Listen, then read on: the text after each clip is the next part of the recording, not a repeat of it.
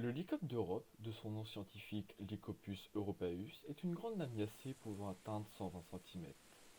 Elle a pour particularité d'apprécier les sols hygrophiles, c'est-à-dire les sols avec une forte rétention en eau, nos zones humides tout simplement. Cette lamiacée est présente sur l'ensemble du territoire français jusqu'à 1000 mètres d'altitude. Elle est relativement commune de nos zones humides, si les conditions de développement sont favorables pour celle-ci. Il n'est pas rare de la voir se développer les pieds dans l'eau, rendant son évolution un petit peu plus lente. Celle-ci sait s'adapter à ces conditions. Le lycope d'Europe comporte comme l'ensemble des espèces végétales des feuilles, une tige et des fleurs.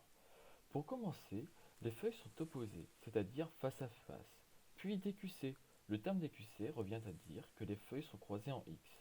Regardez la plante du dessus, vous verrez la forme en X de la position des feuilles. Les feuilles sont dentelées relativement profondément, ce qui en fait un critère de détermination relativement intéressant. Pour les fleurs, celles-ci sont petites, de couleur blanche, ponctuées de rouge. Sur cette vidéo, nous sommes après floraison. Mais même après floraison, les organes floraux restent intéressants pour la détermination de la plante, car les fleurs sont regroupées en glomérules, c'est-à-dire en bulles et de façon relativement dense. Elles sont insérées à un même niveau sur la plante. Nous dirons alors qu'elles sont verticilliées.